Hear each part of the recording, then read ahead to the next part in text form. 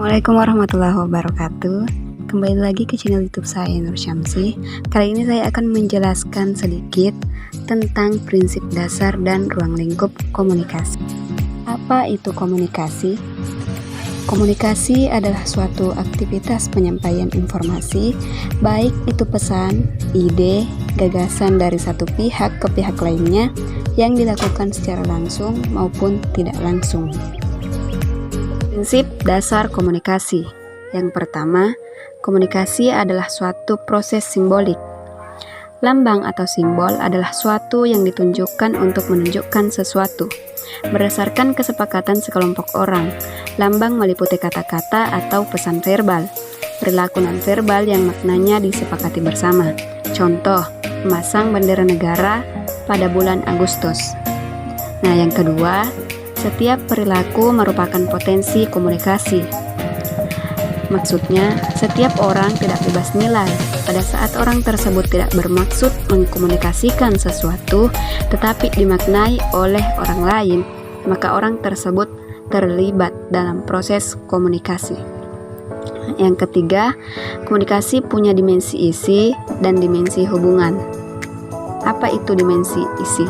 Dimensi isi adalah muatan atau isi komunikasi, sedangkan dimensi hubungan menunjukkan bagaimana cara mengatakannya, yang juga mengisyaratkan bagaimana hubungan para pelaku komunikasi itu dan bagaimana pesan tersebut ditafsirkan.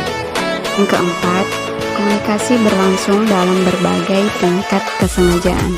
Setiap tindakan komunikasi yang dilakukan oleh seseorang bisa terjadi mulai dari tingkat kesengajaan yang rendah, artinya komunikasi yang tidak direncanakan.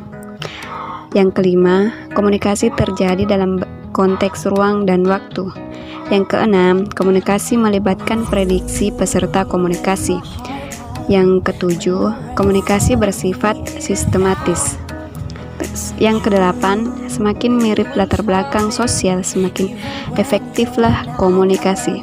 Seperti apa komunikasi efektif itu? Nah, salah satunya memiliki kesamaan bahasa. Dengan kesamaan bahasa akan membuat orang-orang yang berkomunikasi lebih mudah mencapai pengertian bersama dibandingkan dengan orang yang tidak memahami bahasa yang sama. Yang kesembilan, komunikasi bersifat non-sekuensial.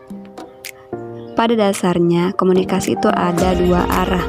Peserta komunikasi saling berganti fungsi sebagai komunikator dan komunikan. Terus ke-10, komunikasi bersifat prosesual, dinamis, dan transaksional. Komunikasi dapat mengubah perilaku.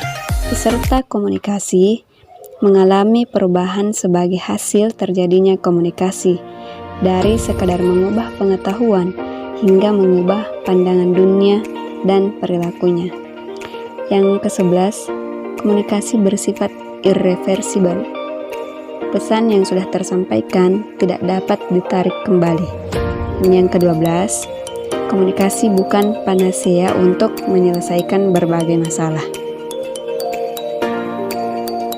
Macam-macam komunikasi. Yang pertama, ada komunikasi kelompok, yaitu komunikasi yang berlangsung antar beberapa orang dalam suatu kelompok kecil seperti rapat, pertemuan diskusi, dan lain-lain. Yang kedua, komunikasi organisasi. Komunikasi organisasi ini terbagi dua, yaitu komunikasi internal dan eksternal. Komunikasi internal adalah pertukaran informasi dan gagasan di dalam organisasi. Terus eksternal, membangun informasi ke dalam dan keluar organisasi. Terus yang ketiga, komunikasi massa. Komunikasi yang ditunjukkan kepada khalayak yang sangat banyak melalui media massa sebagai alat penunjang dan disampaikan terbuka kepada masyarakat luas. Yang keempat, komunikasi antar budaya adalah komunikasi antar pribadi yang dilakukan oleh komunikator dan komunikan yang berbeda budaya, suku, ras, dan etnik. Terima kasih.